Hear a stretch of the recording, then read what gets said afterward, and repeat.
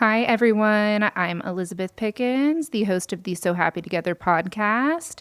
If you're just joining me today, we are in the middle of the Therapy for Love series, a series all about how different types of therapy can actually change the way you experience love, connection, and relationships. And today, we're continuing a really powerful conversation. This is the second episode of this series, and we have our licensed marriage and family therapist, Chloe Bean, with us.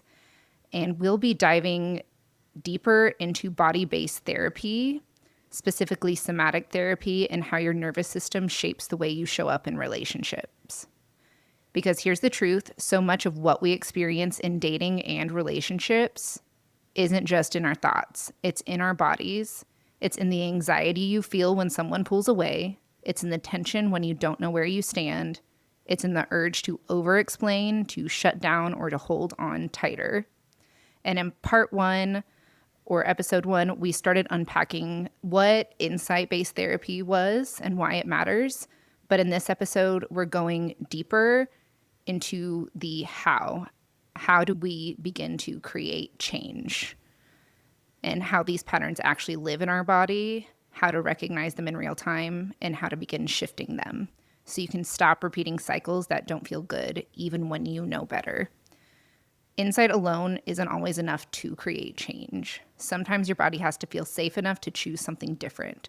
So if you've ever felt like, I understand my patterns, but I still find myself doing the same thing in relationships, this episode is for you. Before we dive in, I do just want to give a quick reminder that this podcast is for educational purposes only and is not a substitute for therapy. And if this episode resonates with you, don't forget to follow the podcast and share it with someone who might need to hear this too. All right, let's get into it. So I do have Chloe Bean here. How's everything, Chloe? Hi, Elizabeth. I'm well. It's nice to be here. How are you doing today? I'm pretty good. So we're excited to have you on for the podcast. I had some questions just about how you got into this field. What led you to become a licensed marriage family therapist? Yeah. So I can give you kind of the short story. So I had a great therapist when I was a teenager. I was very lucky to have access to therapy as a teen. I always was curious about, the idea of becoming a holistic healer. I grew up in Berkeley, California. So there's a lot of, holistic healing and connecting to the earth, right? So I just had that always in the back of my mind. And then I pursued music. And once I graduated from my bachelor's in music, I continued to stay curious about therapy. And I would question like, oh, I shouldn't do it. It's too much effort, or I'm not going to be good at it. But I kept getting curious. And then finally in 2020 with COVID, I decided now or never. Like I'm enough of this wondering and then running away and talking about attachments. And I finally took the leap, and it's been the best decision I've ever made. I feel like from a somatic perspective, and I'll get more into that as we talk, but just even that finally saying yes unlocked all this energy that I've just not stopped feeling through this journey. Like I just feel like there's so much yes energy still here that I felt was stuck inside of me for years of trying to make other things work that weren't quite working. So it's been a very aligned decision. So yeah, that's sort of the story there. The short story of it. Well, you have a really... Trying to keep it short. Absolutely. Well, you have a really diverse background, the bachelor's in music from Berkeley, that I thought was really interesting just to kind of read about, and then the clinical psychology from Antioch. So you definitely have experience in the therapeutic field and just good, I guess, the diversity helps quite a bit. My undergrad is in public relations with an emphasis, or journalism with an emphasis in public relations. So I segued out of that into a therapy field. All relational though, right? Like I think the key is allowing yourself to follow your curiosity as well. And then you land where you're meant to land, and it can evolve again, right? But it sounds like you were able to use that as well in what you do now, sounds like. Absolutely. It all kind of blended together and worked out well. But it sounds like you found where you wanted to be, and I found where I wanted to be. And this is where we're at. I mean, We're here. with all the trauma therapy. Um, Yes. so you've been featured in outlets like Forbes, Self, Bustle, and Real Simple, just to name a few. You had quite a list. How has sharing your work publicly shaped the way you talk about therapy? Well, I've learned through these features that to explain clinical terms in a more accessible way, and that there's such a need for understanding all the time of what's going on inside of me.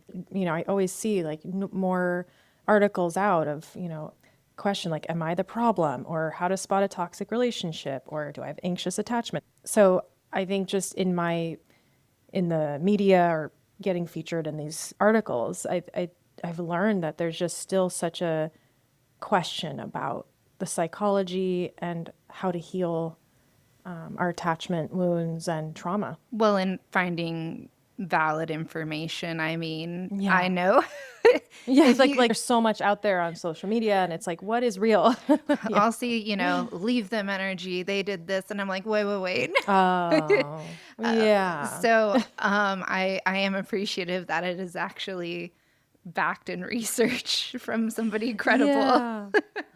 Well, yeah, and I try to really, from a somatic and nervous system lens, I really bring that into like what's happening in your body, in these features as much as possible, because I still see a lot of articles where there's not much of the, well, what's happening inside, questions. And I think the more people are open to it, they have more compassion for themselves when they can understand this is your body's actually doing what it needs to do for you. So I'm hoping to just spread the word more and more. Definitely. Whenever there's a definition to what's going on, it's a little less ambiguous and it gives you that understanding and more comfortability to carry what's going on. So I love that. I think that's amazing. Was there a point in your clinical work where you realized insight or talk therapy alone wasn't enough for your clients or for Yeah, yourself? I was going to say, I think as you probably know this, right? Like you kind of, what you learn for yourself then can inform like how you work. To piggyback on the question about like what led me to become an LMFT, I think the what really got me kind of that yes was I had been in relationship cycles that were not healthy for me, or that just kept leading me to feel like that stuckness. And I had a great therapist at the time, but it just felt like, there's something missing. I want someone to go with me to these dark places that I have that I don't even know where they are, but I know they're somewhere.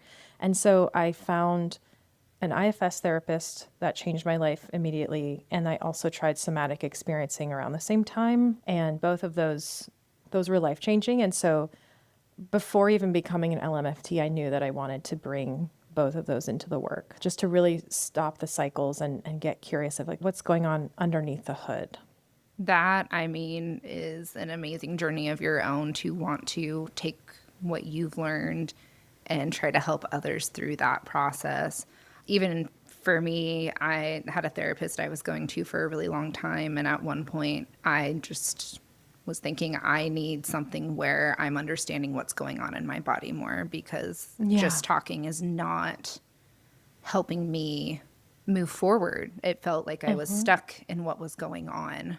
Well, yeah, I'm a singer, and so I always felt very connected to my voice and athletics. But there were times where I felt really dissociated and disconnected, and when my anxiety has been high, I'm in my thoughts, right? And I know I'm not alone in that. And we'll go into the rumination, overthinking, and I was talking about the therapist I'd been seeing. I feel like I just want some help with staying where I am and being present. Like I almost felt like I wanted a guide. And I connected with a friend who had tried somatic experiencing and just told me about IFS. I've never heard about this, but once I started looking into it, I was like, this is what I've been wanting. I just didn't know there was a term for it or that it existed. And it felt like someone was finally explaining things the way that I knew was happening, but I didn't have the words for it. So it just really helped me slow down, even just get to know my breath, right? Like, oh, we don't have to change it. Just notice your body breathing for you. Like, have you ever done that before? I'm like, no, I'm always trying to control it or, Right. right? Or like avoid the breathing or plan something, right? Like get out of the body and get in your head, right? So those are some of the concepts too that I really immediately was like, oh yeah, if my feet are on the ground, I'm here. Because I think talk therapy is so great, especially in the beginning when we like need to process things and get it off our chest and be heard. There's so much healing in that. We can talk about something without actually experiencing it. And I think the healing of the somatic work is actually getting to experience it in real time, like the change. It's within 30 seconds, it can feel like a little shift, which is powerful. That is really powerful to have that experience. I know Yeah. with my EMDR, just whenever I had gone through that body based therapy, but just reprocessing some past experiences was really incredible and Yeah. beneficial. And it it gave me back some of the control of what was going on. And Yes, that's right. I mean, being in the present moment, kind of like you said, we can get to these points where it's, let's distract ourselves, let's go do something else. And sometimes it's sit in the storm and understand what's going on, anchor yourself for it. But Yeah. you're going to make it through, but you have to sit with it. Yeah, and that can be really scary. Some Yeah. people aren't quite ready for that, and that's okay, and just having safety and support enough to be able to sit with it. So that's what's really nice. And it sounds like a very powerful experience you had with EMDR. And I do EMDR as well. I'm always like, touting somatic as the Yes. foundation because it's really about with people that come to work with me, we do somatic work leading up to EMDR if that's what they want to do, but building that safety and resource to, like you said, that anchor so that if the storm comes, they have more capacity for it and that they're not alone in the room. I think that's amazing. I do know with my EMDR, we just Yeah. immediately went into it. So Oh, yeah. it Yeah. wasn't a bad experience, but like Yeah. you're And saying, that's, some people it's like you just go into it. But yeah, I think for some listeners, maybe like, oh my gosh, that's like intense exposure therapy. But I think, yeah, it just depends on how your system is coming in. And there's no wrong way to do it. absolutely. Well, I wanted to get into kind of relationships and dating patterns with body based therapy. So, in your media contributions, you've talked about how nervous system patterns show up in relationships. How does that play out in dating? Yeah, I love this topic. From like a, common language perspective, we have attachment styles. You have anxious attached, avoidant, disorganized. These are, some people might know those terms. And then in the nervous system, we can see them in a similar way, but we get curious about what you're feeling in the body. So if you feel like an anxiousness, if you feel, oh, they're pulling away, or this person's not available to hang out today, or they're not texting me back, where do you feel that anxiety in your body, right? Some people, it might be like, well, there's a tightness in my stomach or my chest, or they might not feel anything at all. And that's also valid. Just starting to get curious about what you're noticing in your body when you're having, anxiety responses or pushing and pulling in relationships. So, the spirals that you can experience, the rumination, paying attention to that. Yeah. So, And like trying to like, oh, I need an answer right now. And also validating that part of you that wants an answer. Like, are we official? Are we not? Right. Like the ambiguity of dating can be really stressful, and just bringing support to yourself while you're in that process of dating. yes. Well, and, do you recommend for people maybe that are having that experience, what is your recommendation for support in those moments, maybe outside of somebody that you are talking to? It's like a friend or family or Well, I recommend like doing a U-turn, like coming back to you okay. and saying like, what do I need right now? And maybe it is, I need them to answer, and okay. And what else can we do in the meantime? Like, what do we have control over, like that we can provide ourselves right now? Maybe it's just to take a few deep breaths or take a little walk, just to get back into the body. Why do you think so many people confuse anxiety or activation with chemistry? Yeah, anxiety or activation can feel like a similar response in the body. And again, just getting curious. Everyone experiences things a little differently, but anxiety is energy and it can feel like butterflies. It can feel a little bit like excitement. So we just want to get a sense of the more you're able to practice this tool of checking in. And it doesn't have to be like, oh, is this a good or bad feeling? It's just getting to know what that sensation or sensations need from you or need you to know. So like, oh, is it tightening my stomach? Is that making me feel like I don't feel like I can relax around this person? Or is it exciting and sort of pulling me towards them?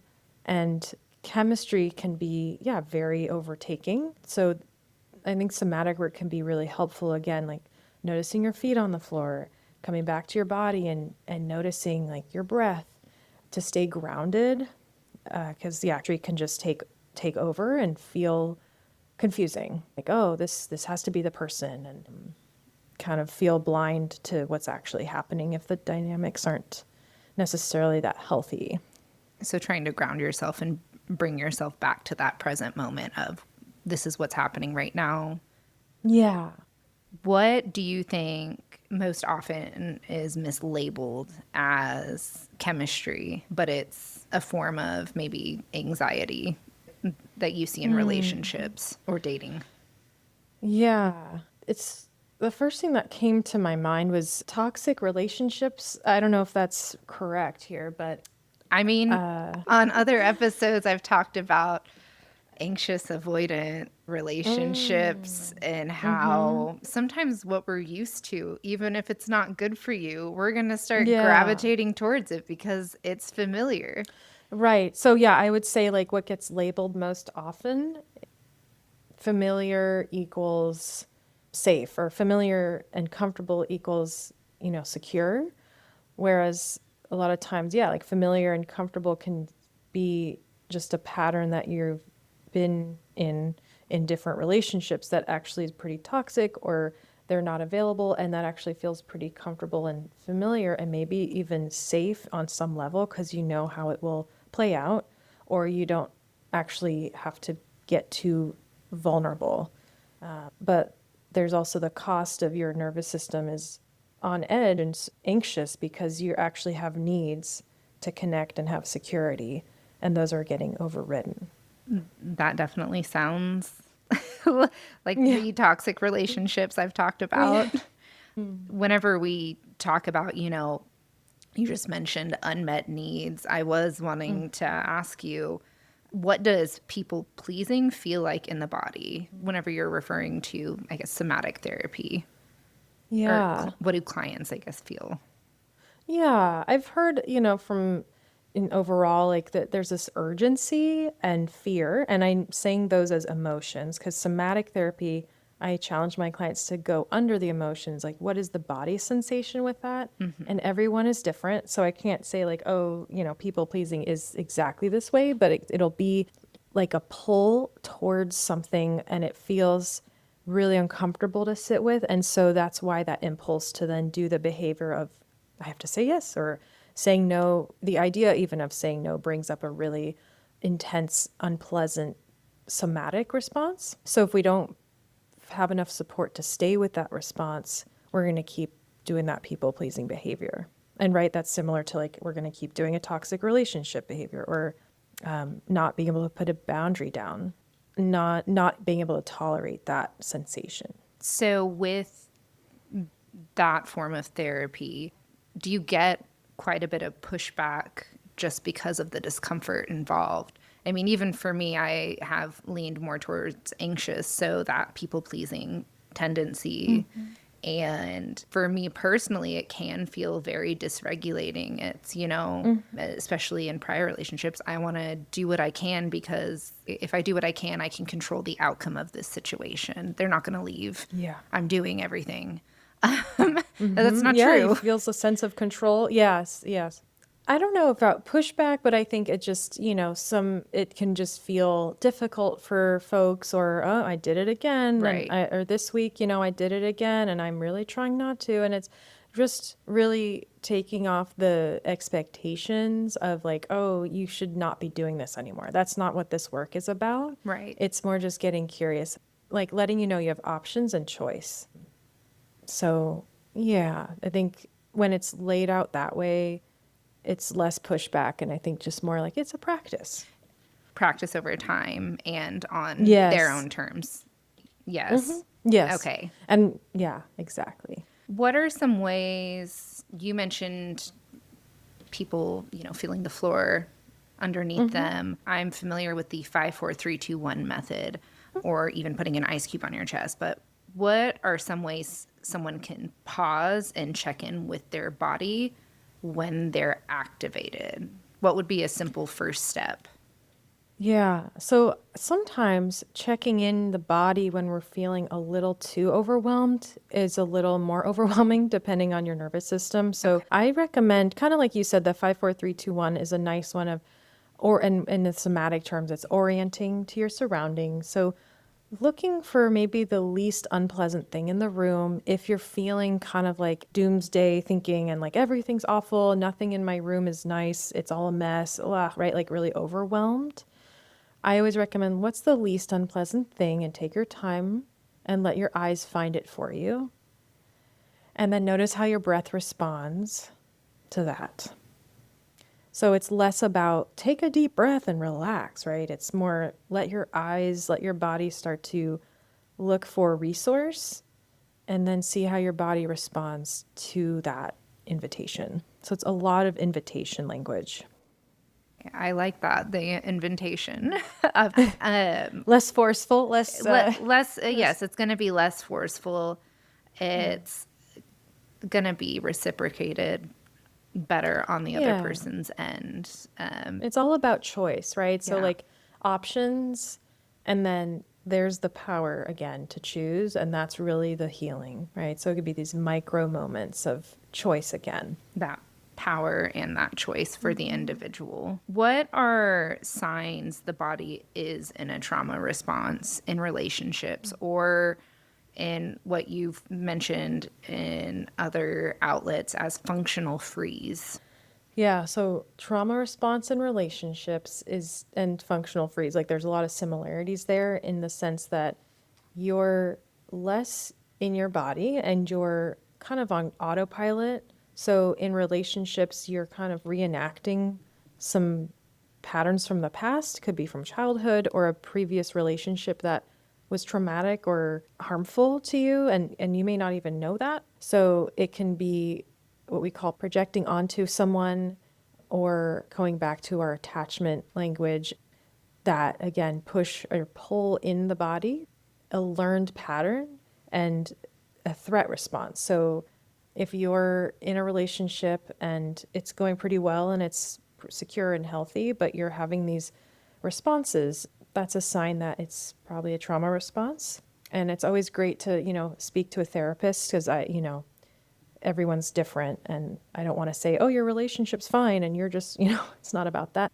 So, and then functional freeze is, again, like that same concept of being on autopilot and you're doing everything. You're, look great and fine on the outside. And then on the inside, you're really burnt out, anxious, spiraling, needing support, but not knowing how to ask for it or feel like there's even any room for you to pause and check in with yourself. And so you're in that freeze state, which is really just overwhelmed. Like your system's overwhelmed and just, yeah. Well, it sounds wired. like even in that freeze state, clients that you have had might not even know what to ask for. Exactly. They don't even know this is what I need. It's everything so heightened, everything's just layered. And I do know if your nervous system has been activated for so long, it does become that norm for you. Yeah, so then it's hard to even know you're in that, like kind of like a frog in boiling water. I don't know why that's a horrible thought, but like there's that I like that it. sort of yeah. I Like, do like yeah. frogs, but Yeah. But yeah, similar, right? It's like it's going and it's maybe starts gradually and then like it's like, oh, I've just been in this boiling water for 10 years. Like why would I need anything different? I'm fine. But it's actually like, oh, the moment you take a break from it, you realize, oh my gosh, that's been my life. And just it's hard to see clearly when it's just constant sensory input when you're operating at such that high level of activation. well, and coming down from that, I've definitely met people that they think of therapy as we're coming in, 4 times and I'm going to be fixed. Yeah, yes. I don't know what your thoughts are on that, but I understand, but that's not the long term. Yeah.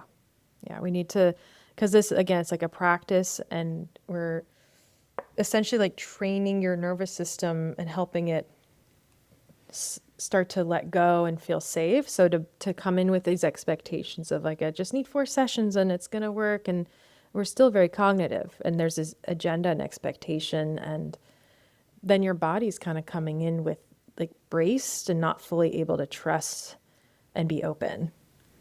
So I always say, just if you can, let's stay open to what your body needs. I hear that's what your mind is saying. well, and Yeah. depending on how long you're activated for, I mean, that's undoing Oh, yeah. Your your, whole life, potentially. yes, In 4 sessions, I wish, right. but no. That would be some very intense therapy. Yes. Yeah. But yes, no, over time, like you said, the tools and being open to the process of healing.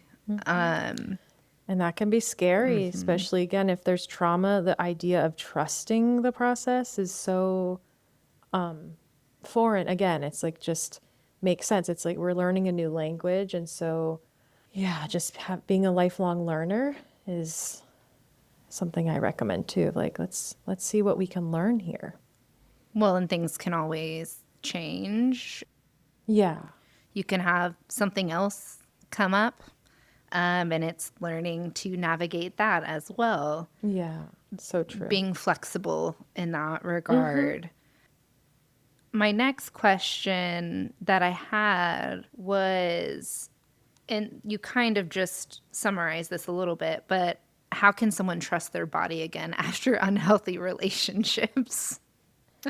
Yeah. I mean, giving it time and practicing patience, but then taking slow steps to just be with throughout the day. Like be with noticing your breath, noticing your feet on the floor, and noticing an area of your body that feels a little less unpleasant if it feels really difficult to be with the body. Just choosing like if there's one area that feels a little bit more neutral or less unpleasant, and then over time you'll start to notice, oh, this area actually feels kind of pleasant. Like my arms just feel like a lightness. That's kind of pleasant.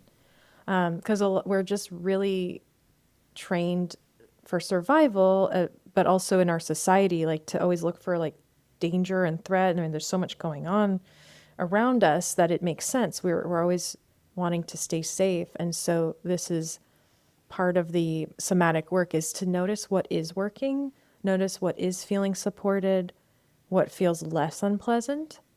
And that takes us out of the thoughts about I'm not okay, nothing's okay, and the spirals of they're not calling me back. Just come back to like what is something that feels a little less unpleasant right now in the body, or what is something around you that's kind of grounding or that you like. Right. I definitely have my dog that I like to sit with. I don't know if anybody else. That would My probably cat. be. That's my cat Yeah. for me. Oh. Yeah. Yeah. No, I have my Oh. dog. His name is Gus. But Oh gosh. yes, he's great. Really just a 9-year-old a man that just likes to hang out, but he's always been very helpful with any regulation Oh, I have needed. yeah. So yeah, no, finding activities you like. Do you do any activities yourself? Like I know physical activity can be really great. Yeah. Taking a walk, I just take multiple walks throughout the day, and then stretching, I sing and play music. That's always really nice.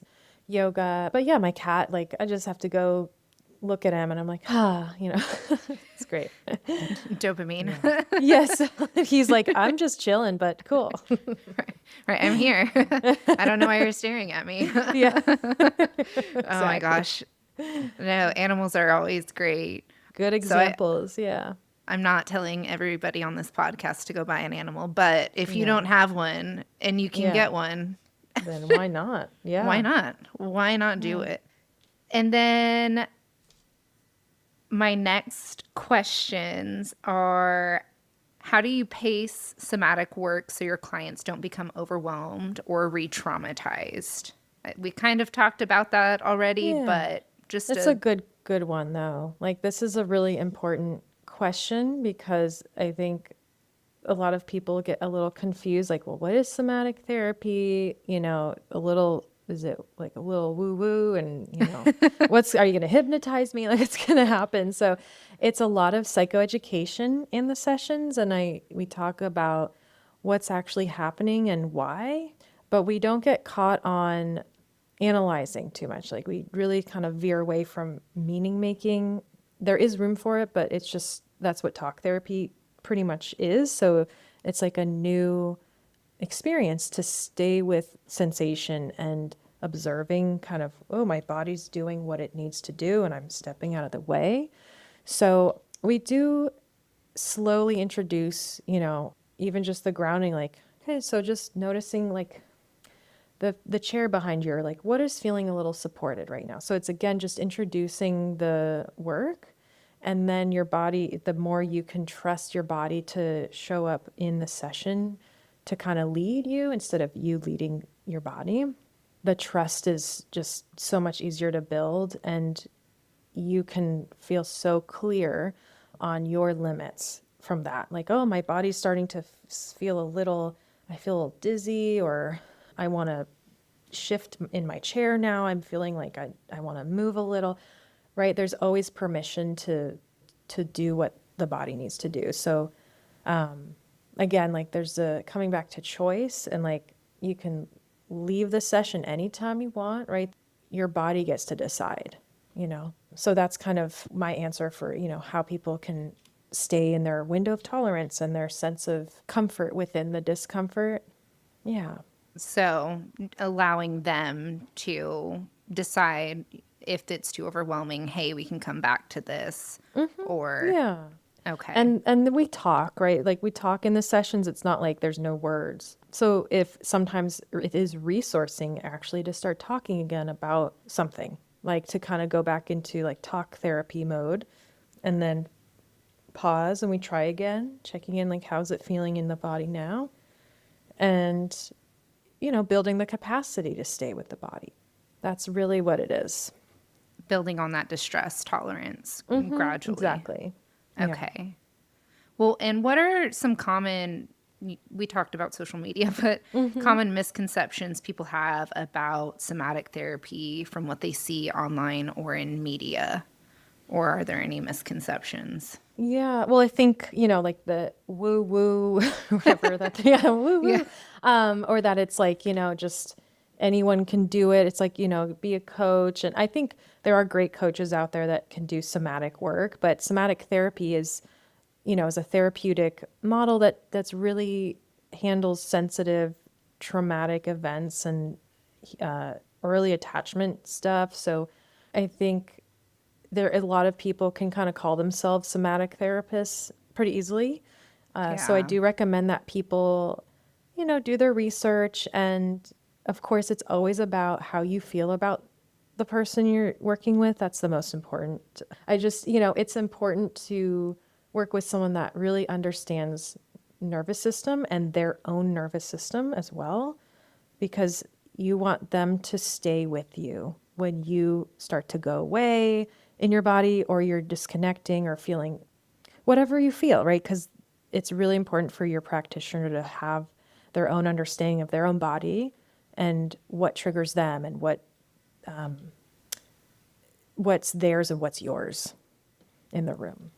Well, in that push and pull you talked Yes. about, where it's, I have seen Mm. where people will say, "Oh, I specialize in this, I specialize in that." Mm-hmm. So whenever you mentioned that, people that may say they do somatic work, is, do they have the training? Do they have the credentialing to say, "Hey, whenever you're getting to Mm-hmm. a heightened point and I need to bring you back, do I have the capability to do that? Do I have the training and Mm-hmm. expertise to do that? Do I also have the ability to navigate my own emotions while I'm doing that?" Yeah.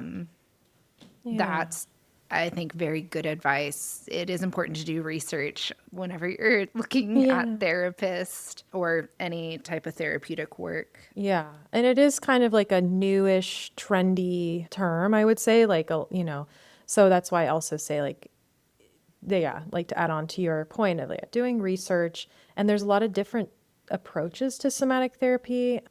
And again, it's always about what you feel is best for you. So if you work with someone who just says they're a somatic therapist and maybe they don't have all the training or whatnot, but you feel in your body like you can breathe and relax around them, then that is probably going to be more healing than if you work with someone who's got like years of training, but you feel really like uncomfortable around them and or they're not being nice to you. I don't know, right? Like it's really up to you of like what feels safe. And I also gently challenge that discomfort you feel with anyone, right? If it's like I avoid this kind of thing because it's uncomfortable versus I avoid it because they're harmful or they're abusing me or whatnot.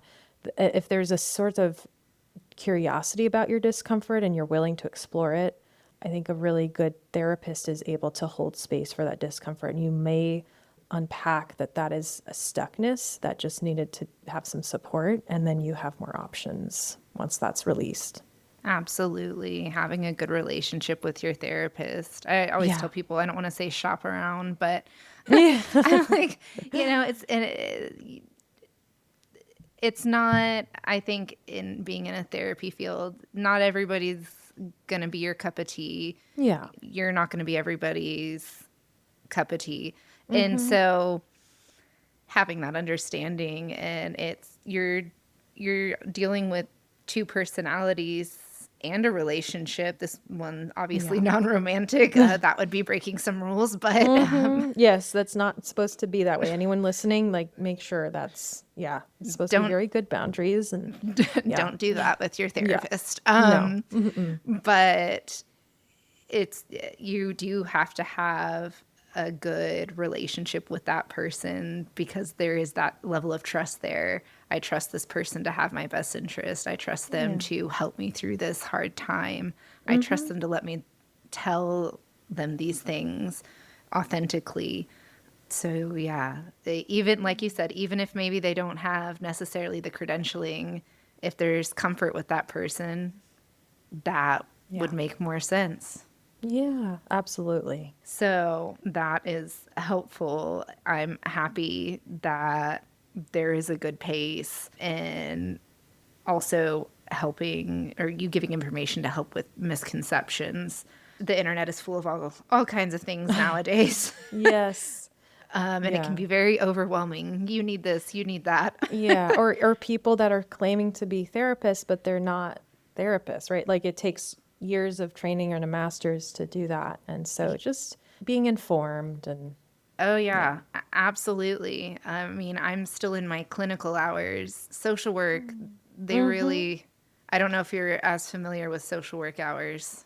I think, yeah, you can't count any that you get while you're in school, right? Like the Yes, internship that you had in school, which so you have extra, I would say. yes. Yeah. 3,000 right now. Yes. So we're working Wow. through it.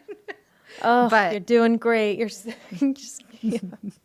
I know it can thank you. feel really, like never ends, but Yeah. Yes, but yes, it does for anyone listening. It does take training to get these Yes. credentials. Yes. And you get supervised, and it's actually it can be very exciting and interesting and Well, meaningful to do that too. Yeah. and we have tests. They're not fun Yes. tests, but we Four have tests. hours. 4 hours. Oh yeah, no. I can't remember if mine was 3 or 4, but it was up there too. But Wow. we do have exams we take, you guys. And law and ethics as well. We have to make sure we're Yes. ethical and following laws, and yeah. Yes, there's a whole board over us. Yeah. Just to give everybody information, therapists, we do a lot. Yeah. Yes.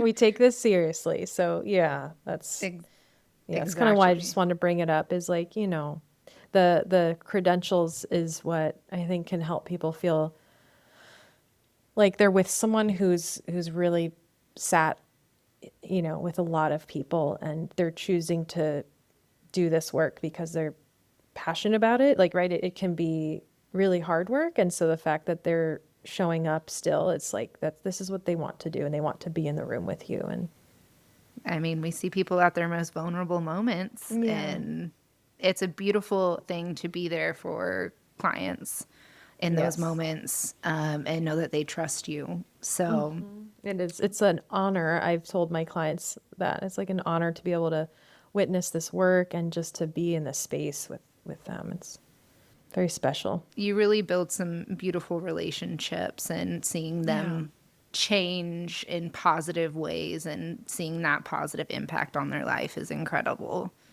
Any good therapist is going to want their clients to feel better. They're going to want them to feel more confident in their abilities and like, hey, I can do this. I'm going to make it. I'm going to make it to tomorrow. I'm going to make it Yeah. the next day. And one day at a time is always what I tell people to, especially whenever it's a harder day, but Yeah. being there for them. I do just have 2 more questions for you. And the one question that I'm curious to hear what you have to say is, what's one thing you wish more people understood about trauma and the body?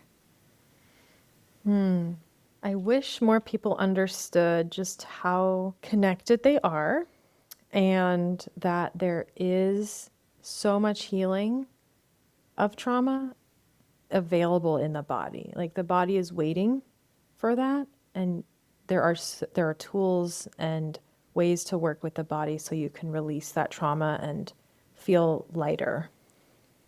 Well, and I even think of individuals not realizing that certain things that have occurred in their life are actually pretty traumatic. Right. Yes, that true. Yeah, that there are a lot of things that people have gone through that they don't quite realize how much the body's been carrying of that experience, or that it actually was a trauma, that they weren't even, they were kind of downplaying it, or they learned to suppress that or ignore their feelings. So, yeah, your body's been carrying a lot.